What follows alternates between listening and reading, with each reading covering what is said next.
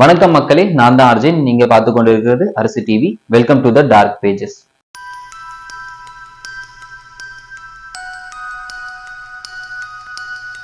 March 2020 மாணவின்னு ஒரு பொண்ணு, அவ ஃப்ரெண்டு ராகவி கூட உத்தராகண்ட்ல இருக்கிற ஒரு காலேஜ்ல தங்கி படிச்சுட்டு இருக்கா. எல்லாருக்கும் காலேஜ் போரா போறதால ராகவி என்ன சொல்றா, எங்கேயாச்சும் வெளியே போயிட்டு வரலான்னு சொல்லிட்டு. ஸோ எங்கே போகலான்னு முடிவு எடுக்கும் போது ராகவி சொல்றா, இந்த மாதிரி மசூரியில ஒரு சூப்பரான இடம் இருக்கு, நம்பி தேர் மைன்ஸ்ன்ட்டு, நம்ம அங்க போயிட்டு வரலான்னு சொல்றா. மாணவியும் அதுக்கு ஓகே சொல்றா. வீக்கெண்ட் அன்னைக்கு 2 பேரும் அங்க போறாங்க. போகும்போது அது ஒரு மலை. ஸோ 2 பேரும் அந்த இடத்துக்கு போறாங்க. போகும்போது கீழே ஒரு போர்ட் மாட்டிருக்கு, இந்த மாதிரி 6 மணிக்கு மேல அங்க யாரும் போக கூடாதுன்னு சொல்லி. ஸோ மான்விக்கு கியூரியாசிட்டி ரொம்ப அதிகமாயிடுச்சு, என்ன இது டிஃப்ரெண்டா இருக்குன்னு சொல்லி. அங்க இருக்க பக்கத்துல ஒரு டூரிஸ்ட் கைடு கிட்ட கேட்கறாங்க, ஏன் சார் இங்க இந்த மாதிரி போர்டு போட்டிருக்கு அப்படின்னு கேட்கும்போது அந்த டூரிஸ்ட் கைடு என்ன சொல்றாருன்னா, ஒரு 30 வருஷத்துக்கு முன்னாடி இங்க ஒரு ஆக்சிடென்ட் நடந்துச்சு, அங்க ஒரு கிட்டத்தட்ட ஒரு 50,000 மக்கள் இறந்துட்டாங்க. அதனால அந்த ஊர் மக்கள் என்ன சொல்றாங்கன்னா, அந்த இறந்தவங்களோட ஆவி அந்த இடத்துல சுத்திட்டு இருக்கு, அதனால 6 மணிக்கு மேல அங்க யாரும் போக கூடாதுன்றாங்க.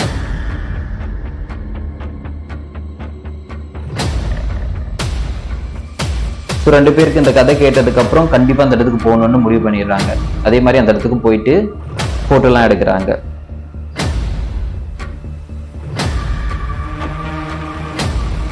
போட்டோ எடுக்கிறாங்க, அந்த இடத்த நல்லா சுத்தி பாக்குறாங்க. ஏதோ ஒரு வாக்குவாதத்துல ராகவிக்கும் மாணவிக்கும் ஒரு சண்டை நடந்தது. சண்டை வந்தோடனே ராகவி மாணவியை கோபமா திட்டிட்டு அந்த இடத்த விட்டு கீழே இறங்கி வந்துடுறான். மாணவி என்ன பண்றா, நம்மள இப்படி திட்டாலேன்னு சொல்லி ஃபீல் பண்ணி அங்க ஒரு பெரிய மரம் இருக்கு, அது கீழே உட்காந்து அழுவ ஆரம்பிச்சிடறான். அழுவ ஆரம்பிச்சோடனே டைம் ஆயிட்டே இருக்கு, அவ அங்கேயே தான் ஃபீல் பண்ணிட்டு இருக்கா. போக போக எல்லா டூரிஸ்டும் அந்த இடத்துல இருந்து இறங்கி கீழே வர ஆரம்பிச்சுட்டாங்க. பட் மாணவி அங்கேயே இருக்கா. கொஞ்ச நேரம் கழிச்சு பார்த்தா மாணவியை சுத்தி ஒரு புகை மூட்டம் சூழ்ந்துட்டு இருக்கு. ஒரு மாதிரி சில்லுன்னு இருக்கு அந்த இடம், கிளைமேட்டு.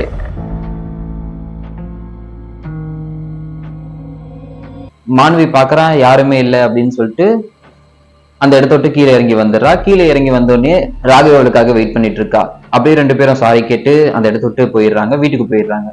அன்னைக்குதான் நமக்கு லாக்டவுன் போடுறாங்க. அன்னைக்கு நைட்டு 3 மணி இருக்கும். மாணவிக்கு தூக்கமே வரல. அவ உடம்பெல்லாம் ரொம்ப டயர்டா இருக்கா, ஜுரம் பயங்கரமா இருக்கு, அவ கை கால்லாம் அசைக்கவே முடியல.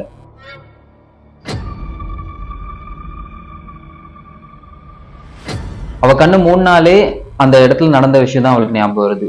அந்த மரத்து கீழே உட்காந்தது, சுத்தி அந்த மேக சூழ்ந்தது, இதுவே அவளுக்கு வந்துட்டே இருக்கு. அவ எப்பப்ப கண்ணு மூடுறாளோ அதே சீன் தான் அவளுக்கு திருப்பி வருது.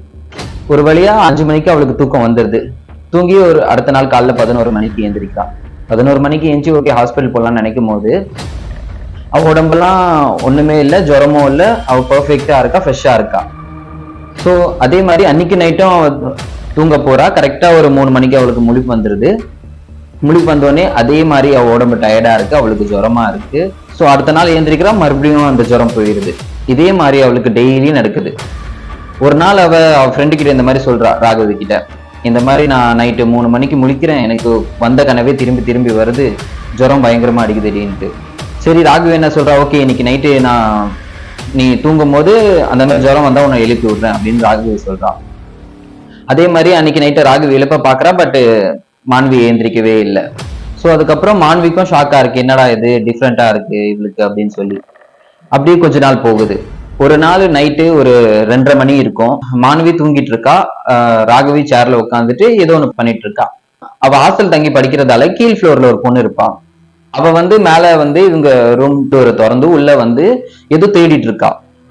என்னடா தேடுறான்ட்டு ராகவி பாக்குறா. சரி, ராகவி அந்த பொண்ணை கூப்பிடுறா, இங்க என்ன பண்றேன்னு கேக்குறா. அந்த பொண்ணை இவங்களை பார்த்துட்டு ராகவியும் மாணவியும் பார்த்துட்டு ஒரு மாதிரி டெவில் ஸ்மைல் பண்ணிட்டு அந்த எடுத்துட்டு போயிடுறா. என்னடா இது வியர்டா இருக்கேன் அப்படின்னு பார்த்துட்டு ராகவியும் மாணவியும் வெளியே பாக்குறாங்க. அந்த பொண்ணு கீழ் ஃப்ளோர்ல இருக்கிறதால அந்த இடத்துல போய் பாக்குறாங்க. அந்த பொண்ணு வீடு பூட்டி இருக்கு. ஓகே, அந்த பொண்ணுக்கு போன் பண்ணுவோம் அப்படின்னு எடுத்து பண்றாங்க. அந்த பொண்ணு எடுத்து பேசுறா, சொல்லிடி அப்படின்னு சொல்லி. ராகவி கேட்கிறா, எங்க இருக்க அப்படின்னு கேட்டா அந்த பொண்ணு சொல்றா, நான் என் வீட்டுல இருக்கேன் அப்படின்னு சொல்றா. அவ வீடு அவங்க ஹாஸ்டல்ல இருந்து ஒரு 300 கிலோமீட்டர் தூரத்துல இருக்கும். ராகவியால நம்ப முடியல, அதனால சொல்ற, நீ வீடியோ கால் பண்ணு அப்படின்னு சொல்லி.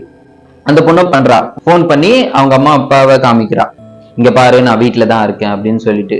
ராகவிக்கும் மாணவிக்கும் செம்ம சாக்கு. ஏன்னா 10 நிமிஷத்துக்கு முன்னாடி பார்த்த ஒரு பொண்ணு 300 கிலோமீட்டர் தூரத்துல எப்படி இருக்கா அப்படின்னு சொல்லி 2 பேரும் ரொம்ப பயந்துடுறாங்க.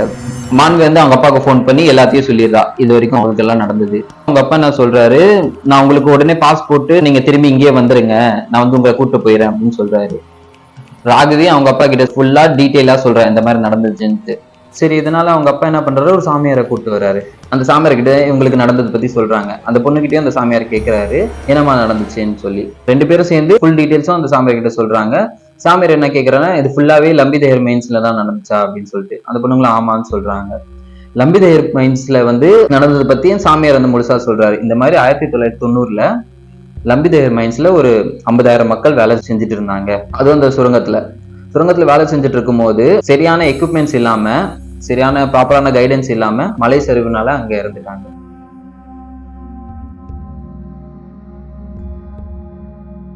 அதுக்கப்புறம் அந்த கவர்மெண்ட் அந்த ப்ராஜெக்ட் கைவிட்டுருச்சு. கொஞ்சமா அந்த இடம்லாம் பாலாயி அப்படியே பாலடைஞ்சு இருந்துச்சு. சுத்தி இருந்த கிராம மக்களுக்கெல்லாம் அந்த இடத்துல போகும்போதெல்லாம் இறந்த 50,000 மக்களோட ஆவி பார்த்ததாக நிறைய பேர் சொல்றாங்க. அந்த இடத்துல நிறைய விபத்தும் நடந்திருக்கு. ஒரு வாட்டி கார் ஆக்சிடென்ட், நிறைய விபத்துகள். ஒரு வாட்டி ஒரு ஹெலிகாப்டர் போய் கூட அங்க கிராஷ் ஆயிருக்குன்னு அப்படி அந்த சாமியார் சொல்றாரு. லம்பிதேயர் மைன்ஸ் பத்தி சாமியார் சொன்னதுக்கு அப்புறம் ஒரு சில விஷயம்லாம் கேட்கிறாரு. அந்த இடத்துல போயிட்டு நீங்க என்னென்ன பண்ணீங்க, இந்த மாதிரி பெர்ஃப்யூம் போட்டு போனீங்களா, அந்த இடத்துல போயிட்டு வேகமா கத்துனீங்களா, இல்ல எச்சில் துப்புனீங்களா, இல்ல அழுதீங்களா அப்படின்னு கேட்கிறாரு. மான்வி சொல்ற, அந்த மாதிரி நான் கொஞ்சம் டிப்ரெஷன்ல இருந்தேன், அதனால நான் அழுதுட்டேன் அந்த இடத்துல அப்படின்னு சொல்லி. சோ அதுக்கப்புறம் தான் மான்வி பின்னாடி ஒரு பேட் ஈவில் அவ பின்னாடியே கூடவே வந்திருக்கா அப்படின்னு அந்த சாமியார் சொல்றாரு. அந்த ஈவில் அவ நைட்டு தூங்கும் போதெல்லாம் மான்வியை ப்ரோசஸ் பண்ண ட்ரை பண்ணியிருக்கா டெய்லியும். ஸோ அதே மாதிரி அன்னைக்கு ஒரு நாள் உன் வீட்டுக்கு வந்ததும் உன் ஃப்ரெண்ட் இல்ல, அந்த பேய் தான் அப்படின்னு அந்த சாமியார் சொல்றாரு. இதுக்கப்புறம் சாமியார் கிட்ட மான்வி கேட்கிற, இப்ப என்ன பண்ணலாம் சாமி அப்படின்னு கேட்கும்போது, சரி ஓகே, என்னால முடிஞ்ச வரைக்கும் நான் உங்களுக்கு ஹெல்ப் பண்றேன் அப்படின்னு சொல்றா. அதுக்கப்புறம் அந்த சாமியாரு ஒரு 3 டேஸ் மான்வி வீட்லயே ஒரு பூஜை பண்ணி, அதுக்கப்புறம் தான் மான்விக்கு பின்னாடி வந்து அந்த ஆவி ஓரளவுக்கு நின்றுச்சு. ஸோ அந்த பூஜை ஒன்று நடந்ததுக்கு அப்புறம் மான்விக்கு அந்த பிரச்சனை இல்லை. பட் இன்னும் மான்வி அந்த விஷயத்த நினைச்சா பயப்படுறா. இதெல்லாம் ஒருத்தவங்களுக்கு ரியல் லைஃப்லயே நடந்திருக்குன்னு நினைச்சாலே நமக்கு பயமா இருக்கு. இதே மாதிரி நிறைய இன்சிடென்ட்ஸ் உங்களுக்கும் நடந்திருக்கும். அந்த விஷயத்தெல்லாம் நீங்க எங்ககிட்ட ஷேர் பண்ணுங்க. அது வரைக்கும் எங்க சேனலை ஃபாலோ பண்ணுங்க. மீண்டும் சந்திப்போம் இன்னொரு கதையில்.